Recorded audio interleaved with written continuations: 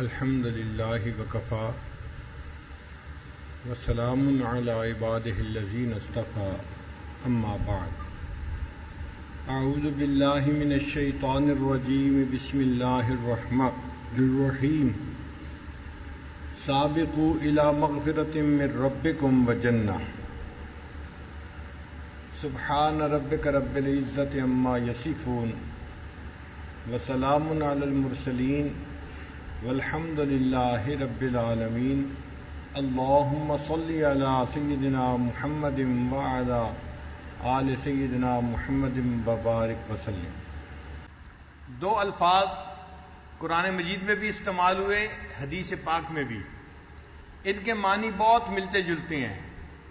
ایک کا ہے توبہ اور ایک ہے استغفار، اسی لیے ایک کی جگہ دوسرا لفظ استعمال کر لیا جاتا ہے، مگر ان میں بہت باریک فرق ہے۔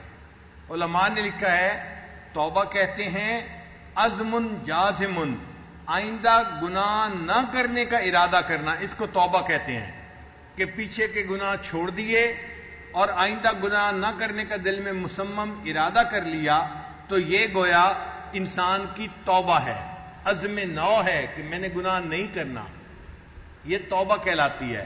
اور استغفار کہتے ہیں کہ جو کچھ انسان غلطی کوتاہی کر چکا اس کے اوپر دل کے اندر نادم ہو، شرمندہ ہو، اس کو استغفار کہتے ہیں۔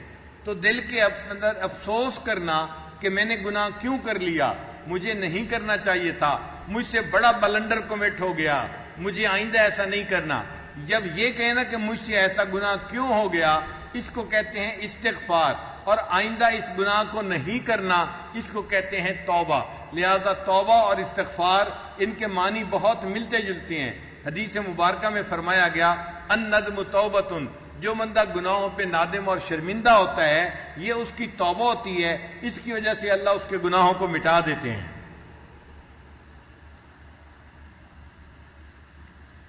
ہر شخص کو اپنی زندگی کے اوپر استغفار کرنا چاہیے، ہر شخص کو۔ اگر کافر ہے تو اپنے کفر سے توبہ کرے اور اپنے گناہوں پہ استغفار کرے، اور اگر وہ مومن ہے تو اپنے گناہوں سے توبہ کرے اور اللہ کے سامنے استغفار کرے۔ کوئی بندہ کہے جی میں تو مومن ہوں اور میں تو کوئی بڑا گناہ نہیں کرتا، اچھا بھائی آپ گناہ نہیں کرتے، مگر آپ جو نماز پڑھتے ہیں غفلت ہو جاتی ہے، باقی زندگی میں غفلت کے لمحات گزرتے ہیں، اس کے اوپر استغفار کرنے کی ضرورت ہے۔ اگر کوئی کہے کہ میں تو غافل بھی نہیں ہوتا، ہر وقت ہی اللہ کا ذکر کرتا رہتا ہوں، تو اسے کہا جائے گا کہ اچھا نماز جیسے خشوع اور خضوع کے ساتھ پڑھنی چاہیے، ہم ایسا نہیں پڑھ پاتے، ہمیں اس کے اوپر استغفار کرنا چاہیے۔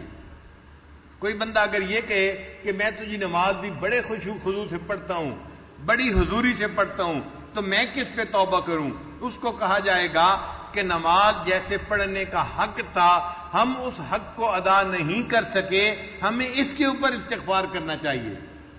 اور کوئی بندہ یہ دعویٰ نہیں کر سکتا کہ میں نے عبادت ایسے کی جیسے کرنے کا حق تھا، کیونکہ ہمارے آقا اور ہمارے سردار امام الانبیاء حضرت محمد مصطفیٰ احمد مجتبیٰ صلی اللہ علیہ وسلم نے ارشاد فرمایا ما عبدنا کا حق کا عبادتک، اے اللہ جیسے عبادت کرنے کا حق تھا میں حق ادا نہیں کر سکا۔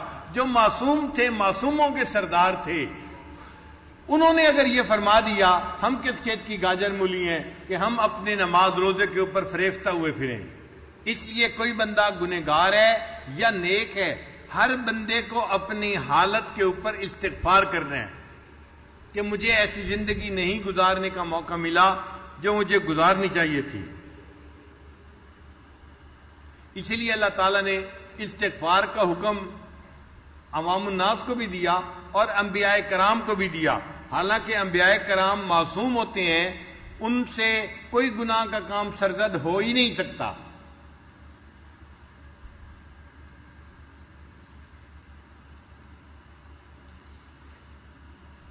اسی لیے ہمیں ہر عمل کے بعد استغفار کرنے کا حکم دیا گیا۔ یہ نہیں کہ گناہ کریں اور پھر استغفار کریں، نہیں، نیک اعمال اگر ہم کرتے ہیں تو اس کے بعد بھی استغفار کریں، کہ وہ نیک اعمال جیسے کرنے چاہیے تھے ہم نہیں کر سکے۔ اب آپ غور کریں، انسان وضو کرتا ہے، اس کے گناہ معاف ہوتے ہیں۔ حدیث مبارکہ میں ہے وہ اپنا چہرہ دھوتا ہے، جو گناہ آنکھوں سے کیے تھے وہ معاف ہو گئے۔ کلی کرتا ہے، زبان سے کیے گناہ معاف۔ کانوں میں مسا کرتا ہے تو کانوں کے گناہ معاف، ہاتھوں کے گناہ معاف، پاؤں کے گناہ معاف۔ بندہ وضو کرتا ہے، اس کے جسم سے گناہ جھڑ جاتے ہیں۔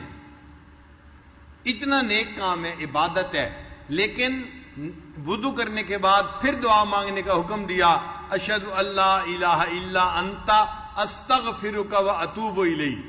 بھئی یہ استغفار کیوں ہو رہا ہے؟ یہ بندہ کوئی گناہ کر کے تو نہیں فارغ ہوا۔ بھئی وضو جیسے کرنا تھا یکسوئی کے ساتھ، حضوری کے ساتھ، وہ بھی نہیں کر سکے، اس کے اوپر بھی ہم استغفار کر رہے ہیں۔ پھر اس کے بعد انسان وضو کر کے نماز پڑھتا ہے، تو نماز تو عبادت ہے، انسان کے گناہ دھو دیتی ہے۔ حدیث مبارکہ میں ہے اگر کسی بندے کے گھر کے سامنے نہر ہو اور وہ دن میں 5 مرتبہ غسل کرے، کیا اس کے جسم پر میل رہتی ہے؟ صحابہ نے عرض کیا اے اللہ کے وسلم نہیں رہتی۔ فرمایا جو بندہ 5 نمازیں پڑھتا ہے وہ 5 مرتبہ روحانی غسل کرتا ہے، اس کے گناہ اللہ تعالیٰ دھو دیا کرتے ہیں۔ تو نماز سے گناہ دھل جاتے ہیں۔ نماز انسان کو برائی اور فحش کاموں سے بچا لیتی ہے، اتنی عظیم عبادت ہے۔ لیکن حدیث مبارکہ میں ہے نبی علیہ السلام جب سلام پھیرتے تھے نماز کا، 1 مرتبہ فرماتے تھے اللہ اکبر، اور دوسری 3 مرتبہ فرماتے تھے استغفر اللہ استغفر اللہ استغفر اللہ۔ یہ 3 مرتبہ استغفر اللہ کیوں کہا؟ کوئی گناہ کی ہے؟ نہیں، ظاہر میں تو عبادت کی ہے، گناہ نہیں کیا، مگر عبادت ایسی نہیں جیسی ہونی چاہیے تھی، اس لیے ہم اللہ سے معافی مانگ رہے ہیں۔ اے اللہ ہماری عبادت تو منہ پہ مار دینے کے قابل ہے، رد کر دیے جانے کے قابل ہے، لیکن اے اللہ آپ اس کو رد نہ کرنا، جیسی بھی ہے اس کو قبول فرما لینا، اس لیے استغفار کر رہے ہوتے ہیں۔ تو استغفر اللہ کا مطلب ہوتا ہے اللہ پلیز پلیز پلیز۔ جیسے انسان کسی کے سامنے لجاجت کرتے ہیں نا کہ پلیز آپ مان جائیں، آپ اس کو قبول کر لیں، ہم بھی استغفر اللہ کر کے اللہ کے سامنے معافی مانگ رہے ہوتے ہیں۔ اے اللہ اس کی وہ کیفیت تو نہیں جو ہونی چاہیے تھی، لیکن جیسی میں نے ادا کر دی، اب آپ اس کو اپنی رحمت سے قبول فرما لیجئے۔ حتیٰ کہ ایک آدمی تہجد کی نماز پڑھتا ہے، آپ غور کریں تہجد کی نماز کتنی عظیم عبادت ہے، اللہ کے اولیاء کا شعار ہے۔ اللہ تعالیٰ فرماتے ہیں کانوا قلیلا من اللیل ما یہجعون وبالاسحار ہم یستغفرون۔ دیکھیں یہ لوگ جو ساری رات عبادت کرتے رہے، یہ گناہوں کا ارتکاب نہیں کر رہے تھے، ساری رات اللہ کی عبادت کر رہے تھے۔ عبادت کرنے کے بعد جب سحری کا وقت آیا، اس وقت یہ اللہ سے استغفار کر رہے ہیں، اے اللہ ہمیں جیسی یکسوئی سے عبادت کرنی تھی ہم اس عبادت کو نہیں کر سکے، ہماری عبادت کو رد نہ کرنا، اس کو قبول فرما لینا۔ ایک آدمی حج کے لیے جاتا ہے تو حج اتنی بڑی عبادت ہے کہ حدیث پاک میں فرمایا گیا جس بندے کا حج قبول ہو گیا رجع کیوم ولدت امہ، وہ اس طرح گناہوں سے پاک ہو کے واپس آتا ہے جیسے اس دن پاک تھا جب اس کی ماں نے اس کو جنم دیا تھا، یعنی جس دن دنیا میں پیدا ہوا تھا، معصوم تھا، اس طرح گناہوں سے پاک ہو کے یہ واپس آتا ہے۔ تو حج اتنی بڑی عبادت ہے، لیکن جب بندہ حج کر لیتا ہے، وقوف عرفات کر لیتا ہے، اللہ فرماتے ہیں ثم افیضوا من حیث افاض الناس واستغفروا اللہ، کہ تم وقوف عرفات کر کے دعائیں مانگ چکے، اللہ سے بخشش مغفرت مانگ چکے، سب دنیا آخرت کی نعمتیں مانگ چکے، اب جو تمہارا وقت گزرے گا منا میں، تم آ کے اس میں بھی استغفار کثرت سے کرنا۔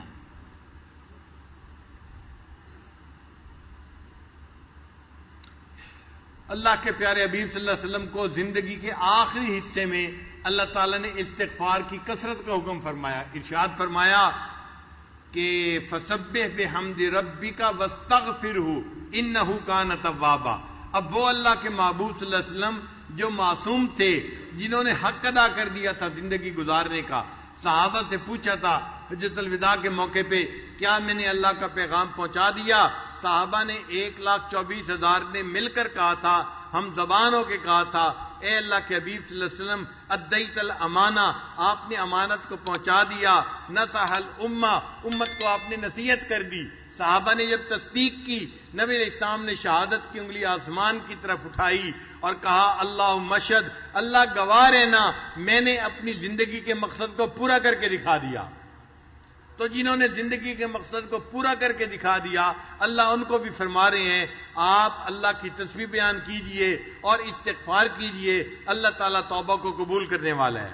تو نتیجہ یہ نکلا، ہر بندہ نیک ہو یا بد ہو، گناہگار ہو یا نیکوکار ہو، ہر بندے کو استغفار کرنا ہے تاکہ اللہ تعالیٰ اس کے کیے ہوئے عملوں کو قبول فرما لے۔ حضرت علی رضی اللہ عنہ عجیب انداز سے اللہ کے سامنے استغفار کرتے تھے، فرمایا کرتے تھے یا حی یا قیوم، یا رحمان یا رحیم، یہ اللہ تعالیٰ کے نام پکارتے تھے دعا سے پہلے۔ اللہ فرماتے ہیں وَلِلَّهِ الْأَسْمَاءُ الْحُسْنَى فَادْعُوهُ بِهَا، اللہ تعالیٰ کے پیارے پیارے نام ہیں، ان ناموں سے اپنے اللہ کو پکارو۔ چنانچہ وہ اللہ کو اس کے پیارے ناموں سے پکارتے تھے، یا حی یا قیوم، یا رحمان یا رحیم، اغفر لی الذنوب التی تحل النقم، اے اللہ میرے ان گناہوں کو معاف کر دے جو میرے اوپر ذلت کو حلال کر دیتے ہیں۔ اغفر لی الذنوب التی تغیر النعم، اے اللہ میرے ان گناہوں کو معاف کر دے جو میرے اوپر آنے والی نعمتوں کو بند کروا دیتے ہیں۔ اغفر لی الذنوب التی تورث الندم، اے اللہ میرے ان گناہوں کو بھی معاف فرما دے جن کی وجہ سے انسان کو ندامت اٹھانی پڑتی ہے۔ اغفر لی الذنوب التی تحبس القسم، اے اللہ میرے ان گناہوں کو بھی معاف فرما دے جس کی وجہ سے تیری رحمتیں بندوں پر تقسیم کرنی بند کر دی جاتی ہیں۔ اغفر لی الذنوب، اللہ میرے ان گناہوں کو بھی معاف کر دے الذی تنزل البلاء، کہ جس کی وجہ سے بلائیں نازل کر دی جاتی ہیں۔ اغفر لی الذنوب، اللہ میرے ان گناہوں کو بھی معاف کر دے التی تحتک العصم، کہ جس کی وجہ سے انسان کے اوپر سے عصمت کو اٹھا لیا جاتا ہے اور انسان گناہوں کا ارتکاب کرتا ہے۔ اغفر لی الذنوب، میرے ان گناہوں کو معاف کر دے توجل الفنا، جو فنا کو جلدی لے آتی ہے۔ اغفر لی الذنوب تزید الاعداء، میرے ان گناہوں کو بھی معاف کر دے جن کی وجہ سے انسان کے دشمنوں کو بڑھا دیا جاتا ہے۔ اغفر لی الذنوب تقطع الرجاء، ان گناہوں کو بھی معاف فرما دے جن کی وجہ سے امید کو کاٹ دیا جاتا ہے۔ اغفر لی الذنوب ترد الدعاء، اے اللہ جس کی وجہ سے دعاؤں کو رد کر دیا جاتا ہے۔ اغفر لی الذنوب تم سے کو غیث السماء، ان گناہوں کو بھی معاف کر دے جن کی وجہ سے آسمان سے بارش کو روک دیا جاتا ہے۔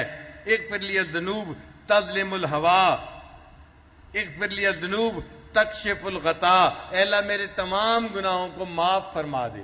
یعنی ایک ایک گناہ کا گویا نام لے کر وہ اللہ تعالیٰ سے معافی مانگا کرتے تھے۔ یہ توبہ اور استغفار ایسی عبادت ہے جس کا اللہ نے انبیاء کو بھی حکم فرمایا، ایسی عبادت ہے جس کا نفع دنیا میں بھی ہوتا ہے آخرت میں بھی ہوتا ہے، ایسی عبادت ہے جو اپنے لیے بھی کرنے کا حکم ہے اور دوسروں کے لیے بھی کرنے کا حکم ہے۔ انسان اپنے لیے بھی استغفار کرے اور اپنے دوسرے مسلمان بھائیوں کے لیے بھی استغفار کرے۔ ہم بھی استغفار کرتے ہیں اپنے لیے اور اللہ کے فرشتے بھی ایمان والوں کے لیے استغفار کرتے ہیں۔ یہ ایسی عبادت ہے، ہمیں اس عبادت کو کثرت کے ساتھ کرنا چاہیے۔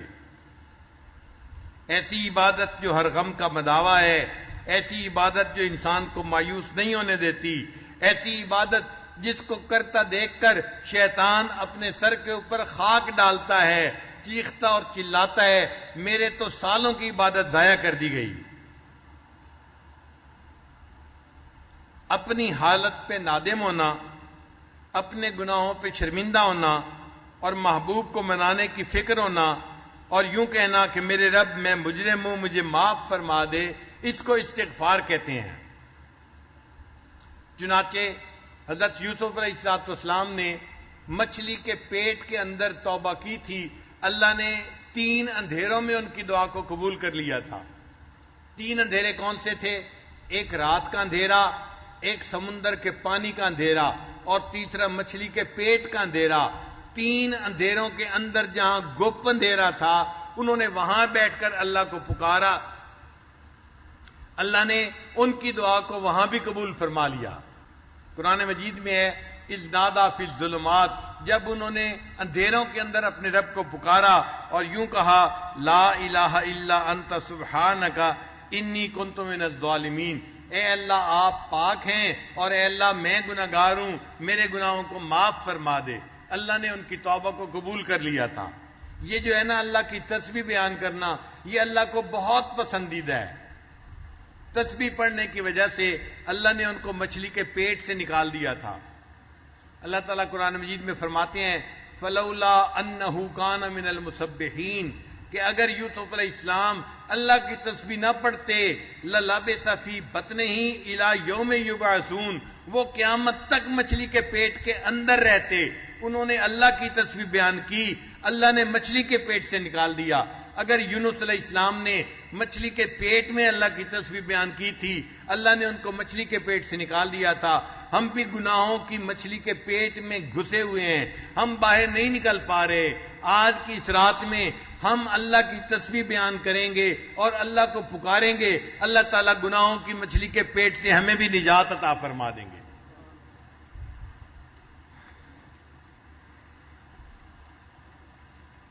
دنیا کا گھر بنانے کے لیے لوگ کتنی مشقتیں اٹھاتے ہیں، کبھی بینکوں سے قرضہ، کبھی لوگوں سے قرضہ، کبھی بزنس والوں سے قرضہ، یوں پیسہ اکٹھا کر کر کے اپنے گھر بناتے ہیں، اور جب گھر بنتا ہے تو کھڑے ہو کے بنواتے ہیں کہ بنانے والے چیزوں کی پرپورشن میں کوئی کمی بیشی نہ کر دیں۔ بعض لوگ تو کہتے ہیں ہم نے تو جی مکئی کی چھلی کھا کے گھر بنوایا۔ مکئی کی چھلی کھا کے گھر بنانے کا کیا مطلب؟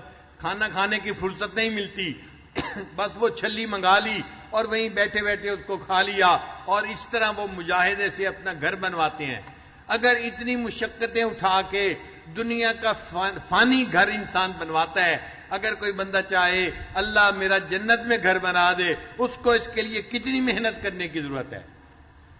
کیا ہم آخرت کا گھر بنانے کے لیے اللہ کے سامنے دو آنسو نہیں بہا سکتے؟ اللہ تعالیٰ کی منت سماجت کیوں نہیں کر سکتے کہ اللہ آج کی رات میں ہمارے لیے جنت میں گھر بنانے کا فیصلہ فرما دے؟ استغفار شیطان کی کمر کو توڑ دیتا ہے اور شیطان خائب و خاسر ہو جاتا ہے، اور اللہ تعالیٰ بندے کی مراد کو پورا کر دیتے ہیں۔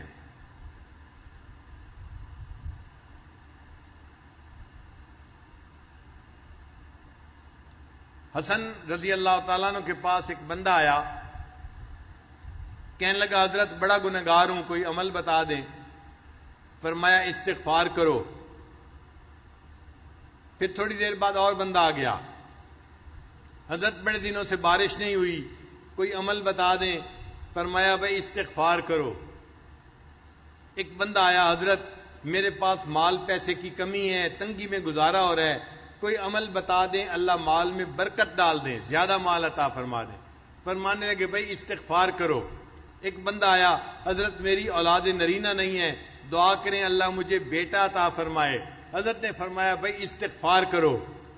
پھر ایک بندہ آیا، حضرت میرا باغ ہے، دعا کرو اس کا پھل اچھا ہو جائے۔ فرمایا بھائی استغفار کرو۔ ایک بندہ آیا، میری زمین ہے کھیتی میں، زمین میں پانی نکل آئے، فرمایا بھی اس کے لیے استغفار کرو۔ اب جو بندہ پاس بیٹھا ہوا تھا وہ حیران ہوا، اتنے لوگ مختلف مسائل لے کے آئے اور حضرت نے سب کو ایک ہی کام کرنے کا حکم دیا۔ اس نے پوچھا کہ حضرت آپ کو یہ نسخہ کہاں سے مل گیا؟ جو آ رہا ہے آپ اس کو استغفار کا حکم دے رہے ہیں۔ حسن رضی اللہ عنہ نے فرمایا کہ یہ نسخہ میں اپنی طرف سے نہیں بتا رہا، میرے کریم پروردگار نے قرآن مجید میں اس کو بتایا ہے۔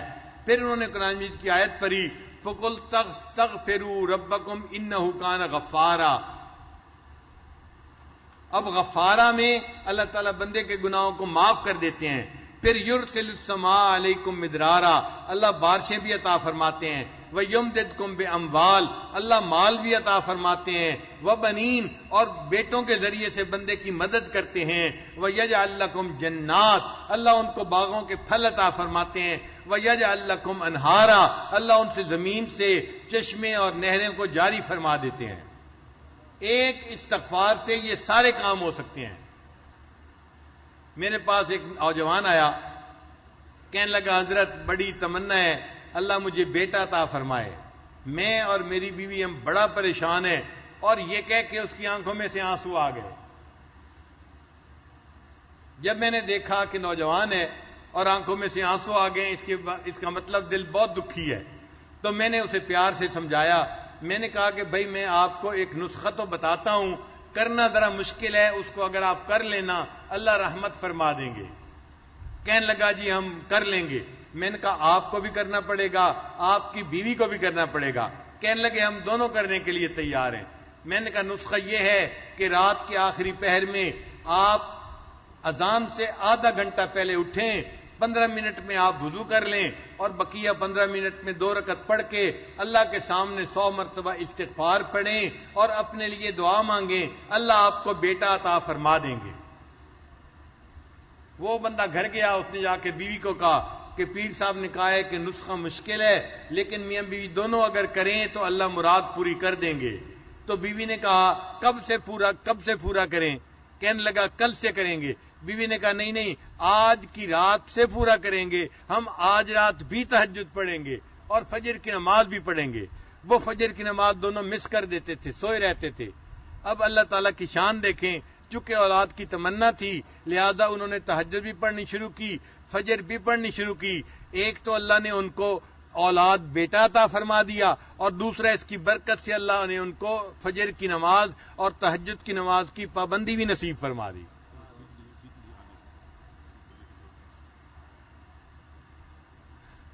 تو اس نسخے کی برکت سے اللہ تعالیٰ نے ان کو اولاد نرینہ بھی عطا فرما دی، اور اللہ نے ان کو تہجد اور فجر کی پابندی بھی عطا فرما دی۔ آج بھی مجلس میں کوئی ایسا بندہ ہے جو چاہتا ہے کہ میرا بیٹا ہو، وہ اس نسخے پہ عمل کر کے دیکھ لے۔ اللہ کا کلام سچا ہے، وَمَنْ أَصْدَقُ مِنَ اللَّهِ قِيلًا، یہ بات آپ 100% سچی پائیں گے۔ اللہ آپ کو اولاد کی نعمت سے محروم نہیں کریں گے۔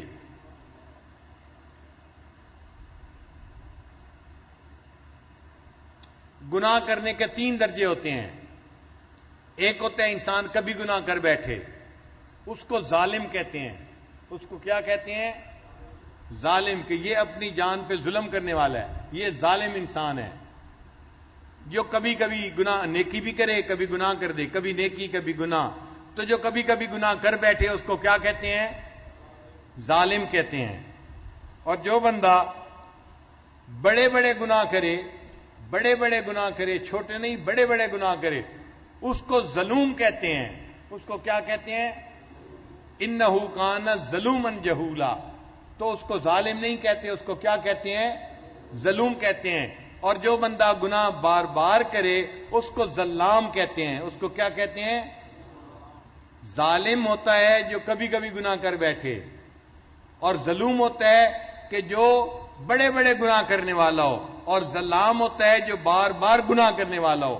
اللہ تعالیٰ نے بندے کے تینوں کیفیتوں کے مقابلے میں اپنے 3 نام رکھے۔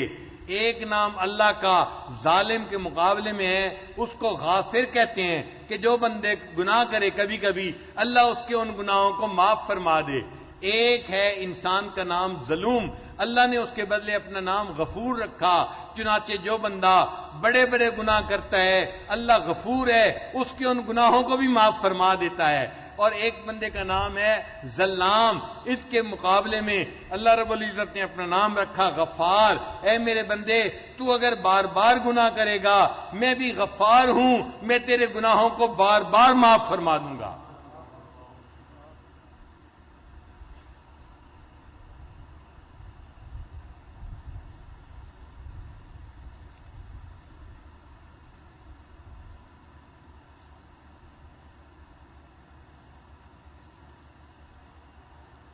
اس لیے جب بندے سے گناہ سرزد ہو جائے تو اس کے لیے ایکسکیوز نہ دے اللہ کو، بلکہ گناہوں کو تسلیم کر کے اللہ سے معافی مانگے۔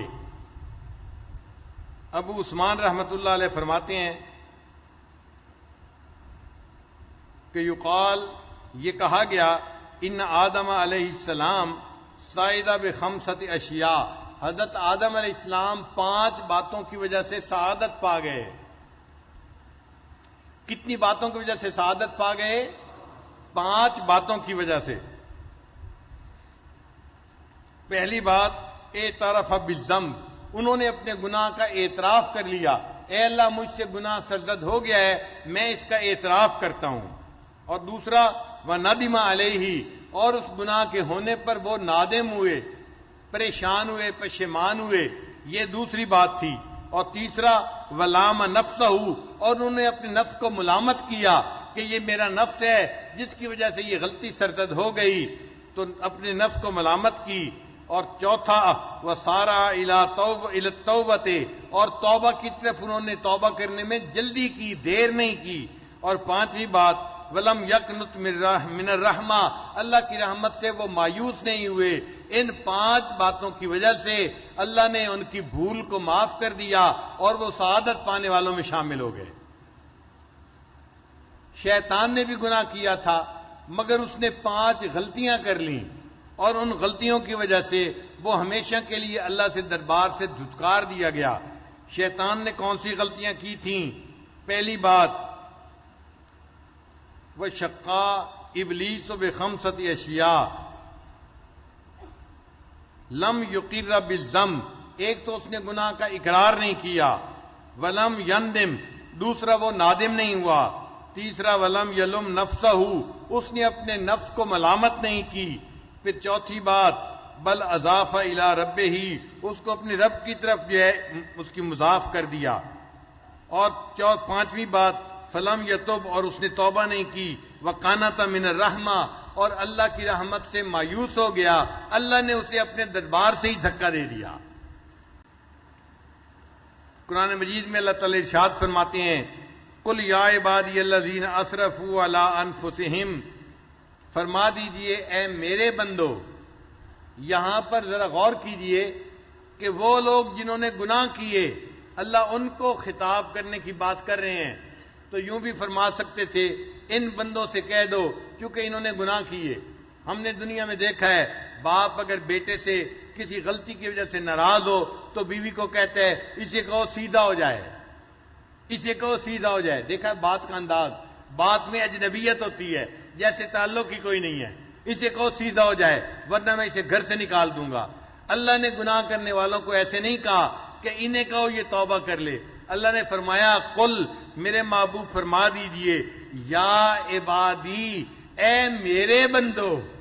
سبحان اللہ، اتنے بڑے گناہ ہونے کے بعد اللہ نے اپنی نسبت سے معروم نہیں کیا، اے میرے بندو۔ ابھی بھی اللہ میرے کا لفظ استعمال فرما رہے ہیں، اے میرے بندو،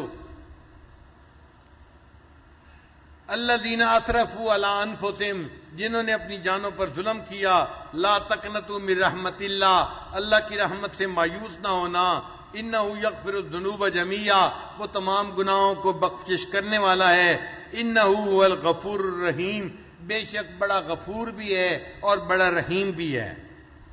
لہذا چور ہو یا ڈاکو ہو، شرابی ہو یا زانی ہو، جھوٹا ہو فریبی ہو، جواری ہو نشئی ہو، ظالم ہو قاتل ہو، بدکار ہو اور خائن ہو، مشرک ہو یا کافر ہو، کوئی بھی ہو، اگر وہ توبہ کرے گا اللہ تعالیٰ اس کی توبہ کو قبول فرما لیں گے۔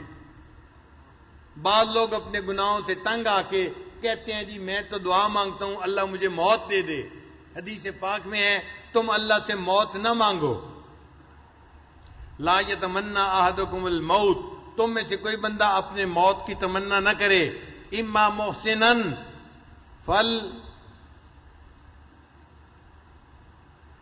فلعلہ ان یزداد خیرا، اگر وہ نیک ہے ہو سکتا ہے جو زندگی آنے والی ہے اس میں وہ اپنی نیکیوں میں اضافہ کر لے، وَإِمَّا مَسِيًّا، اور اگر وہ گنہگار ہے فَلَعَلَّهُ أَن يَسْتَعْتِبَ، ہو سکتا ہے اللہ اسے توبہ کی توفیق عطا فرمائے اور اللہ اس کے سب گناہوں کو نیکیوں میں تبدیل فرما دے۔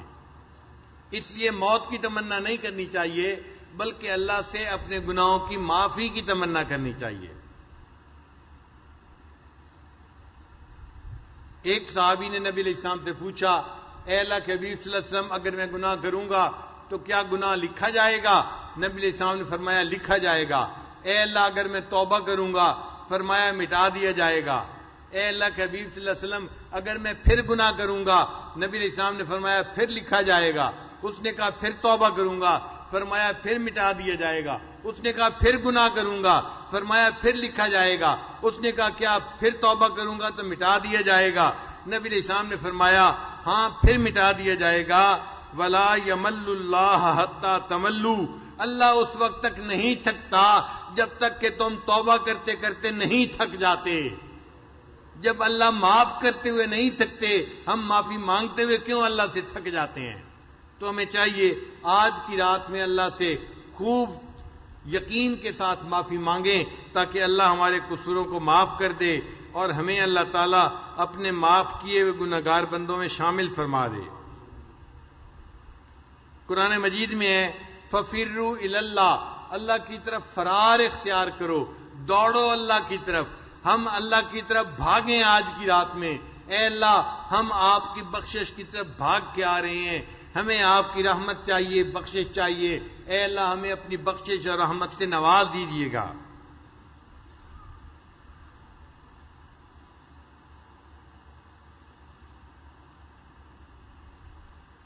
ایک شاعر نے عجیب شعر کہا ہے، سنبھل کر یوں تو ہم گزرے کسی کی راہ میں لیکن، سنبھل کر یوں تو ہم گزرے کسی کی راہ میں لیکن، کچھ ایسے بھی مقام آئے کہ گر پڑنا ہی کام آیا۔ کچھ ایسے بھی مقام آئے کہ گر پڑنا ہی کام آیا۔ بس آج کی رات میں ہم اللہ کی چوکھٹ کے اوپر گر پڑیں۔ اے اللہ آج ہم نے آپ کو بنا کے اٹھنا ہے، اتنی بابرکت رات ہے، آپ نے اس رات میں مغفرت نہ کی تو کب مغفرت ہوگی؟ لہذا آج ہم آپ سے مغفرت کا فیصلہ کروا کے ہی واپس جائیں گے۔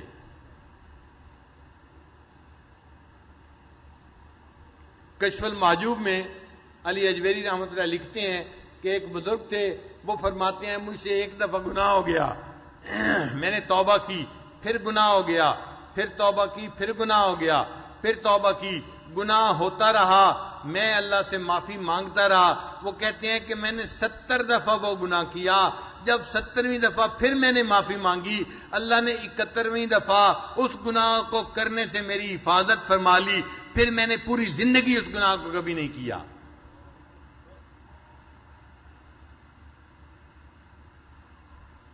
کنز المال کی حدیث ہے، نبی علیہ السلام نے ارشاد فرمایا ان اللہ یحب الشاب التائب، اللہ تعالیٰ نوجوان توبہ کرنے والے کو بہت پسند کرتے ہیں، اس سے محبت کرتے ہیں۔ یہ نوجوان ہے اور میرے سامنے رو رو کے معافی مانگ رہا ہے، یہ بندہ اللہ تعالیٰ کو پیارا لگتا ہے، اللہ اس کو اپنا محبوب بنا لیتے ہیں۔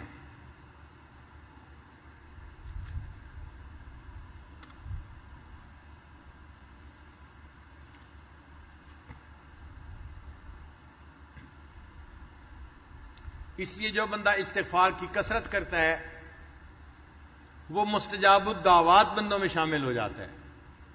مستجاب الدعوات کس کو کہتے ہیں؟ وہ بندہ جس کی ہر دعا قبول ہو جائے۔ تو جو کثرت سے استغفار کرتا ہے اس کی ہر دعا کو اللہ قبول فرماتے ہیں۔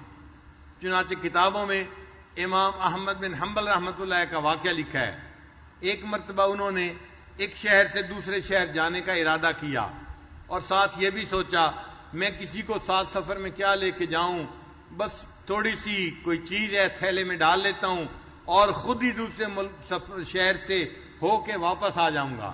چنانچہ امام صاحب نے اپنا تھیلا لیا، اس میں تھوڑی ضرورت کی چیزیں ڈالیں اور سفر پر روانہ ہو گئے۔ جب کافی سفر کر لیا، رات کا وقت آ گیا، امام صاحب نے سوچا میں کسی کے گھر جا کر اس کو مہمان نوازی کے لیے کیوں ریکویسٹ کروں، بہتر ہے کہ میں مسجد میں سو جاؤں گا اور صبح کی نماز پڑھ کے پھر سفر شروع کر دوں گا۔ تو امام صاحب ایک مسجد میں آ گئے۔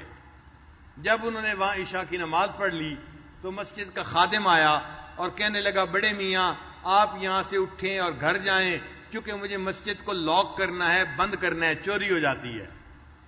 امام صاحب مسجد کے ہال سے نکل کے باہر سین میں آ کے بیٹھ گئے۔ اس نے دیکھ لیا کہ یہ بوڑھا اندر سے اٹھ کے باہر آ گیا ہے، اس کا جانے کا ارادہ نہیں لگتا۔ اب اس کے آواز کے اندر سختی آ گئی۔ اس نے کہا کہ بڑے میاں میں نے آپ کو کہا نہیں ہے؟ آپ میری بات سمجھ کیوں نہیں رہے؟ آپ مسجد کو خالی کریں، مجھے تالا لگانا ہے، مجھے جانا ہے، مجھے گھر جانا ہے، مجھے بھی سونا ہے، اتنی دیر ہو گئی، آپ جا کیوں نہیں رہے؟ امام صاحب جو ہیں حیران ہوئے کہ یا اللہ، یہ تیرا کیسا بندہ ہے، مجھے تیرے گھر میں رات گزارنے کا موقع ہی نہیں دے رہا۔ سوچنے لگے شاید مجھ سے کوئی غلطی سرزد ہو گئی جس کی وجہ سے اللہ کا یہ بندہ میرے ساتھ ناراض ہو رہا ہے، مجھے ڈانٹ ڈپٹ کر رہا ہے اور مجھے مسجد سے نکالنے کے لیے تیار ہے۔ اتنے میں اس خادم نے کہا بڑے میاں اگر آپ نہیں جائیں گے میں آپ کی گٹھری اٹھا کے باہر پھینک دوں گا اور آپ کو دھکے دے کے نکال دوں گا۔ تو امام صاحب نے اس کے تیور دیکھے، انہوں نے سامان اٹھایا اور خود ہی مسجد سے باہر نکل آئے۔ جیسے ہی مسجد کے باہر نکلے انہوں نے دیکھا کہ مسجد کے دروازے کے بالکل ساتھ ایک نان بائی کی دکان تھی۔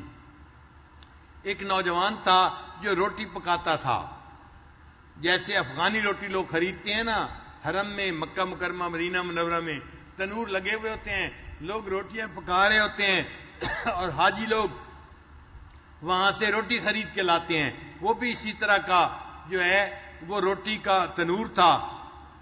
امام صاحب نے سوچا کہ سردی کی رات ہے، بہتر ہے کہ میں تنور کے پاس بیٹھ کے گزار لیتا ہوں، پھر فجر کی نماز پڑھ کے میں چلا جاؤں گا۔ امام صاحب نے اس نان بائی سے اجازت لی، وہ بڑا خوش ہوا، بڑے میاں آئیں، آپ بھی یہاں بیٹھ جائیں، مجھے بھی کمپنی مل جائے گی اور میں اکیلا ہوں کام کرنے والا، تو آپ آ کے یہاں وقت گزار لیں۔ امام صاحب اس کے قریب جا کر بیٹھ گئے اور اس کو دیکھنے لگ گئے۔ امام صاحب نے دیکھا کہ وہ نوجوان جب بھی روٹی کا آٹے کا پیڑا بناتا تو استغفر اللہ کہتا، پھر اس کی روٹی بناتا استغفر اللہ کہتا، پھر روٹی کو تنور میں لگاتا استغفر اللہ کہتا، پھر جب روٹی پکی ہوئی باہر نکالتا استغفر اللہ کہتا، ہر بات پہ وہ استغفر اللہ پڑھتا رہا۔ امام صاحب نے جب دیکھا 1 گھنٹہ کہ یہ ہر بات پہ استغفر اللہ پڑھ رہا ہے، امام صاحب نے مسکرا کے محبت سے اس کی طرف دیکھا تو نوجوان نے پوچھا بڑے میاں آپ مجھے مسکرا کے محبت سے کیوں دیکھ رہے ہیں؟ امام صاحب نے فرمایا اس لیے کہ آپ اتنا کثرت سے استغفار کر رہے ہیں۔ اس نے کہا میری 10 سال سے عادت ہے، میں روٹی پکاتے ہوئے ہر وقت استغفار میں مشغول رہتا ہوں اور میری زندگی میں استغفار کی بڑی کثرت ہے۔ امام صاحب نے پوچھا اچھا یہ بتاؤ اگر 10 سال سے استغفار کی کثرت کرتے ہو تم نے اپنی زندگی میں کیا خاص بات دیکھی؟ اس نے کہا کہ میں نے خاص بات یہ دیکھی جو بھی دعا مانگتا ہوں اللہ میری دعا کو ہمیشہ قبول فرما لیتے ہیں، اللہ نے استغفار کی برکت سے مجھے مستجاب الدعوات بنا دیا ہے۔ جب اس نے یہ کہا تو امام صاحب نے اس سے کہا اچھا واقعی 10 سال میں تیری ہر دعا قبول ہوئی ہے؟ تو وہ نوجوان سوچنے لگ گیا، کہنے لگا 10 سال میں میری ہر دعا قبول ہوئی سوائے ایک دعا کے، وہ قبول نہیں ہوئی، اس کے قبول ہونے کے انتظار میں ابھی بھی میں ہوں۔ امام صاحب نے پوچھا وہ کون سی دعا تو نے مانگی جو ابھی تک قبول نہیں ہوئی؟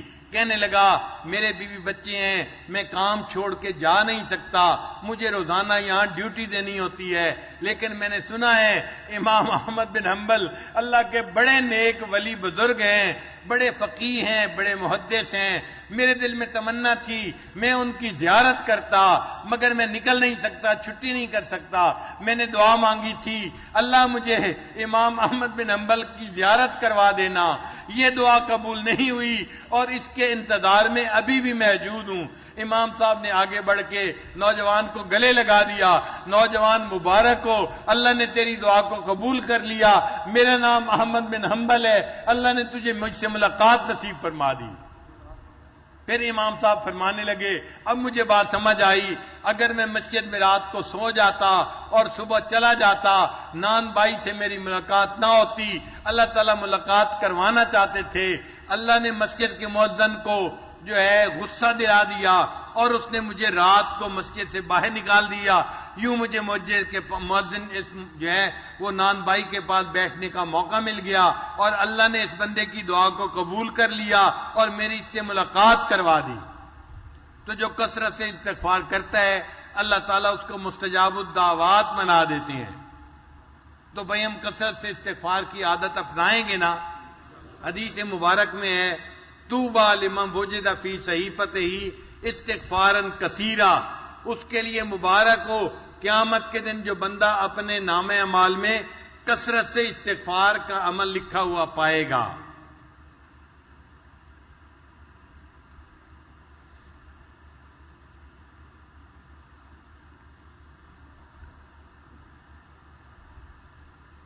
تو ہمیں توبہ بھی کرنی چاہیے اور گزرے ہوئے گناہوں پہ استغفار بھی کرنا چاہیے۔ علماء نے لکھا ہے کہ توبہ دو طرح کی ہوتی ہے، ایک ہوتی ہے توبہ انابت اور ایک ہوتی ہے توبہ استحیاء۔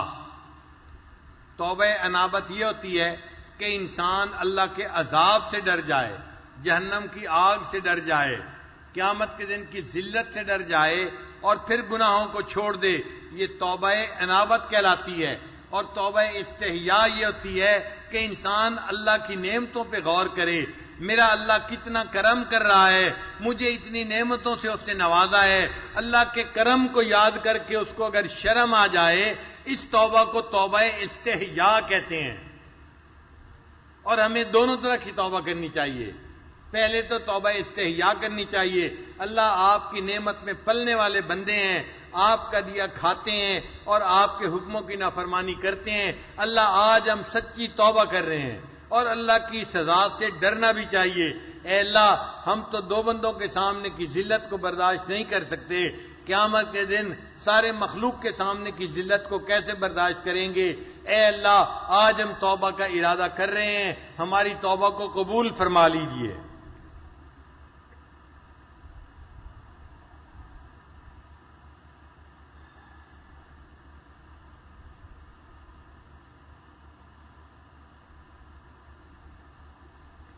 نبی علیہ السلام نے ایک مرتبہ بتلایا کہ یونس علیہ السلام نے لا الہ الا انت سبحانک انی کنت من الظالمین یہ تسبیح پڑھی تھی، اللہ نے ان کے گناہ کو معاف کر دیا تھا۔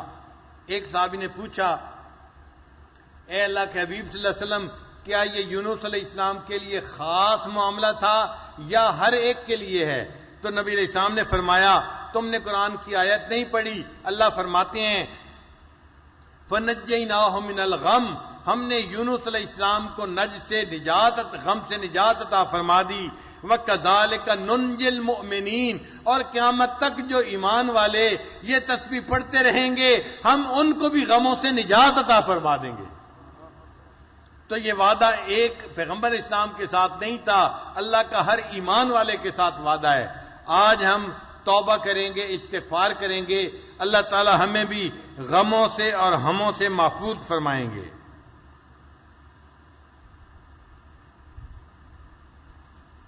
چنانچہ جو بندہ سچی توبہ کرتا ہے اللہ تعالیٰ اس کو 4 انعام عطا فرماتے ہیں۔ جو بندہ سچی توبہ کرتا ہے اس کو کتنے انعام ملتے ہیں؟ اللہ تعالیٰ اس کو 4 انعام عطا فرماتے ہیں۔ پہلا انعام، اللہ تعالیٰ اس بندے کو اپنا محبوب بنا لیتے ہیں، اپنا بیلوڈ بنا لیتے ہیں، یہ پہلا انعام ملتا ہے، کیونکہ اللہ کا فرمان ہے کہ ان اللہ یحب التوابین ویحب المتطہرین، اللہ تعالیٰ توبہ کرنے والوں سے محبت فرماتے ہیں، تو توبہ کرنے والا اللہ کا محبوب بن جاتا ہے۔ دوسری بات، اللہ تعالیٰ توبہ کرنے والے بندوں کو گناہوں سے نجات عطا فرماتے ہیں۔ اللہ تعالیٰ فرماتے ہیں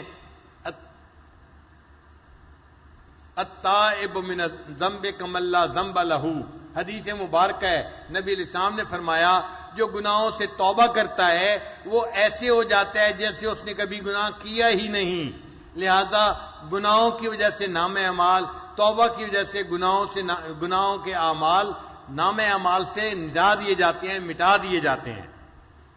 اور تیسری بات، جو بندہ توبہ کرتا ہے اللہ شیطان سے اس کی حفاظت کرتے ہیں۔ اللہ فرماتے ہیں ان عبادی لیس لک علیہم سلطان، او شیطان جو میرے بندے ہیں تیرا ان کے اوپر داؤ نہیں چل سکے گا، تو ان سے کوئی ایسا گناہ نہیں کروا سکے گا کہ وہ میرے دربار سے رد کر دیے جائیں، لہذا ایسا بندہ شیطان سے محفوظ ہو جاتا ہے۔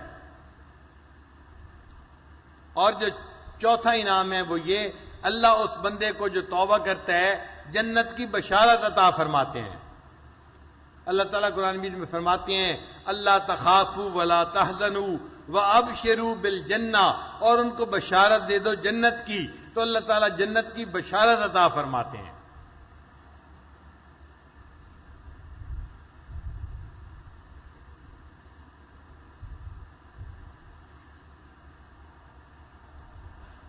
عود کرنا کہتے ہیں لوٹنا، اور اواد کہتے ہیں لوٹنے والے کو، جو بار بار لوٹ کے کوئی کام کرے.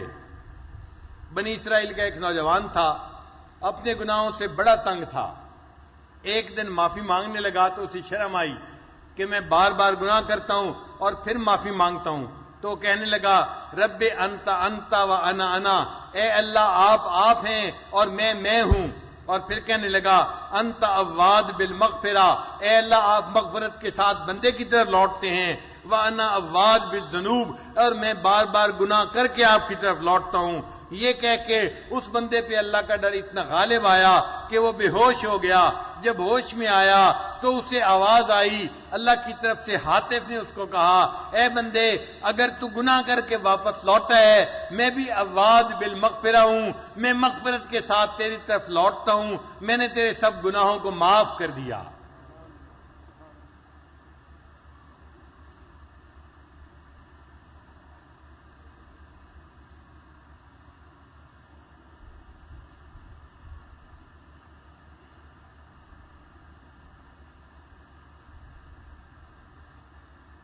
مدینے کی ایک خاتون تھی، نیک تھی، بوڑھی تھی.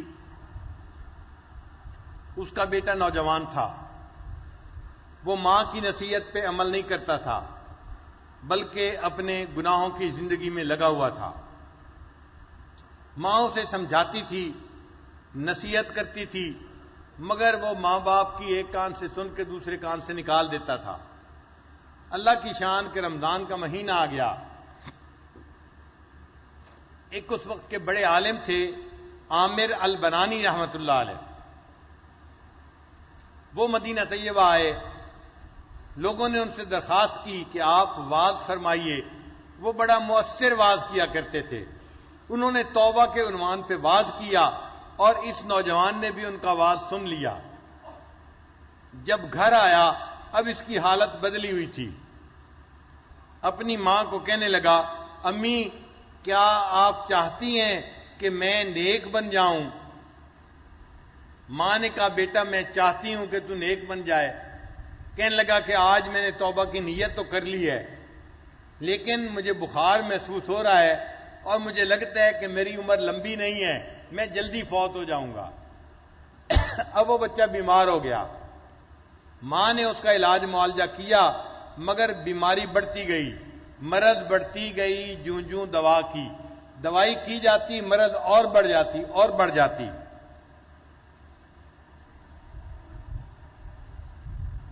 حتیٰ کہ ایک دن اس بچے کو محسوس ہوا کہ جیسے آج میری جان نکل جائے گی. تو وہ بچہ بڑی حسرت سے رونے لگا. ماں نے پوچھا بیٹا اتنی حسرت سے کیوں رو رہا ہے؟ کہنے لگا امی جب جوانی تھی تو میں گناہ کرتا رہا، اب میں کمزور ہو گیا ہوں، بڑھاپا آ گیا، اب میں نے توبہ کر کے نیکی کی زندگی کا ارادہ کر لیا. جب طاقت تھی تو گناہ کرتا تھا، اب کمزوری ہو گئی تو اب میں نے توبہ کی نیت کر لی اور نیکی کا ارادہ کیا. اب مجھے نہیں پتا کہ میری کتنی زندگی باقی ہے، لیکن امی میری ایک بات مان لینا. ماں نے کہا بیٹا کیا بات مانوں؟ کہنے لگا میری بات یہ مان لینا کہ جب میرے آخری سانس آنے لگیں تو اس وقت تو مجھے کلمہ یاد دلانا تاکہ میں کلمہ پڑھ کے اس دنیا سے فوت ہو جاؤں. اور امی جب میری روح نکل جائے اور میں زمین کے اوپر لیٹا ہوا ہوں تو امی اس وقت اپنے جوتے سمیت اپنے پاؤں کو میرے رخسار کے اوپر رکھ دینا، اور میرے رخسار کے اوپر جوتوں سمیت اپنے پاؤں کو رکھ کے کہنا اے اللہ یہ وہ نوجوان تھا جو تیرے حکموں کی خلاف ورزی کرتا رہا، مگر میں اس کی ماں ہوں، میں اس کی طرف سے استغفار کرتی ہوں. اللہ یہ میرا بیٹا آج زمین کے اوپر ذلت کے ساتھ لیٹا ہوا ہے، میں نے اس کے رخسار کے اوپر اپنا پاؤں رکھا ہوا ہے، اللہ میرے بیٹے کے گناہ کو معاف کر دے. ماں نے دعا مانگی. رات خواب میں دیکھا اس کا بیٹا جنت میں پھر رہا ہے اور اس کا چہرہ 14ویں کے چاند کی طرح چمک رہا ہے. ماں نے پوچھا بیٹا تیرا یہ حال کیسے ہوا؟ کہنے لگا امی اللہ نے تیری توبہ کو قبول کر لیا اور اللہ نے میرے گناہوں کو معاف کر کے مجھے جنت عطا فرما دی۔ اللہ تعالیٰ اتنے رحیم ہیں، اتنے کریم ہیں کہ بندے کے گناہوں کو معاف فرما دیتے ہیں۔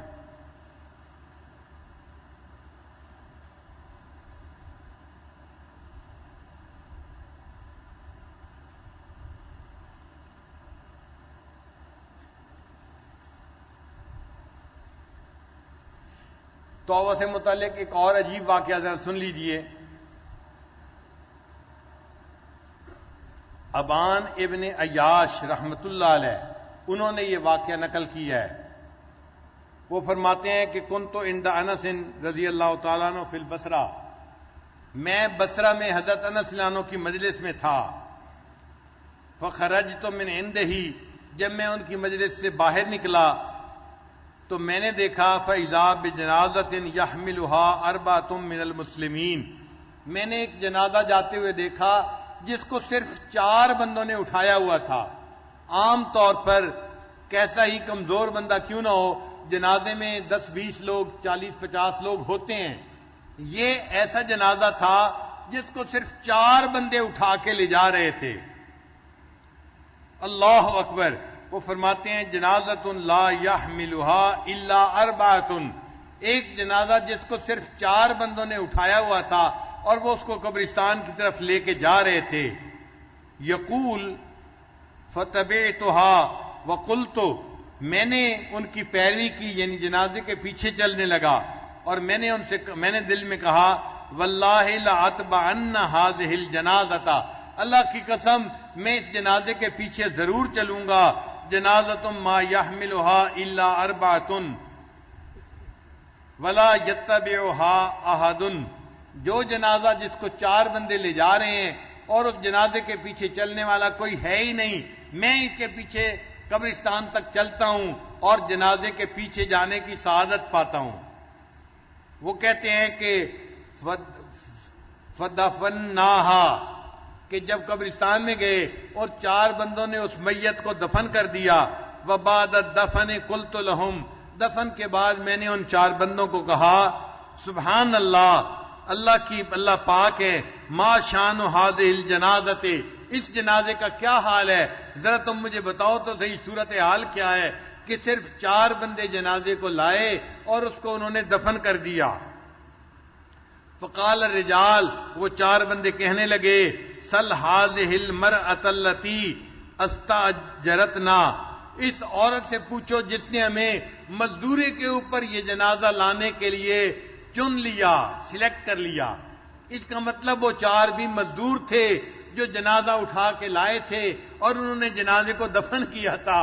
کوئی پڑوسی، کوئی رشتہ دار اس بندے کو دفن کرنے والا نہیں تھا، یہ مزدور تھے جو جنازے کو اٹھا کے لائے تھے اور انہوں نے قبرستان میں جنازہ پہنچایا اور اس کو دفن کیا۔ وہ کہتے ہیں کہ یہ سن کے میں اور حیران ہوا۔ 4 کلہم مستاجرین، وہ 4 کے 4 مزدور تھے جو اجرت لے کر جنازے کو لائے تھے اور انہوں نے اس کو دفن کیا تھا۔ وہ کہتے ہیں یہ کہنے کے بعد میں ان بندوں کے ساتھ واپس آیا، وہ اس عورت کے گھر تک مجھے لے کر آئے۔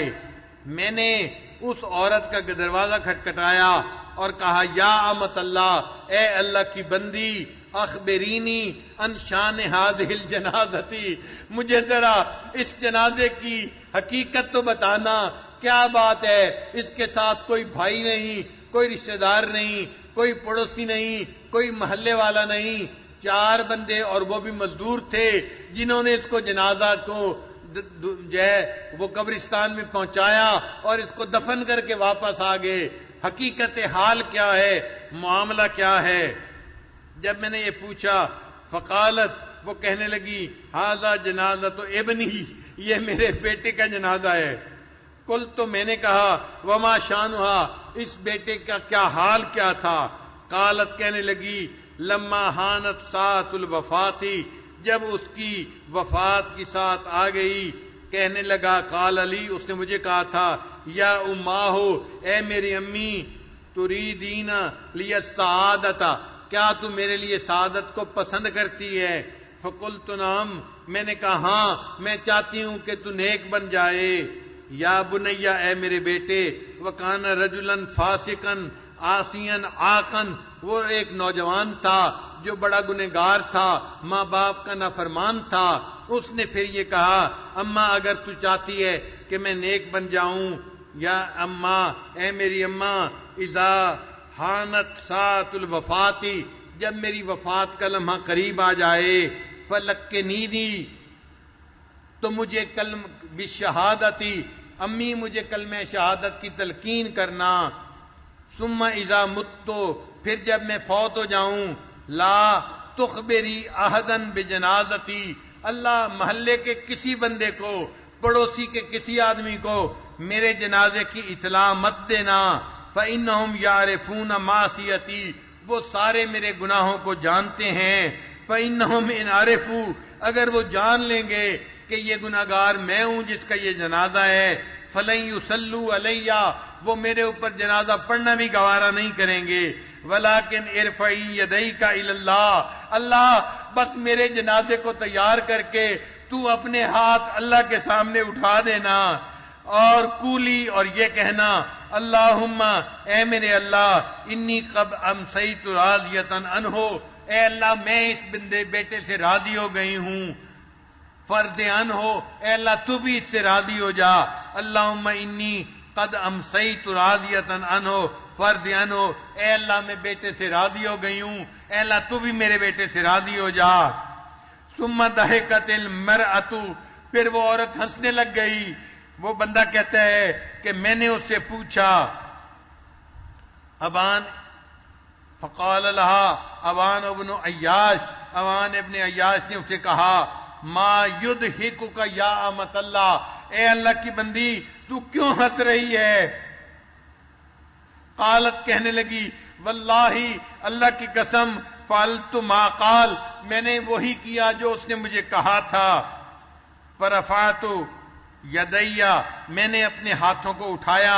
وقلت، اور میں نے کہا اللہم انی قد امسیت راضیۃ عنہ فرض عنہ، اے اللہ میں اس سے راضی ہو گئی ہوں، میں ماں ہوں، تو بھی اس سے راضی ہو جا.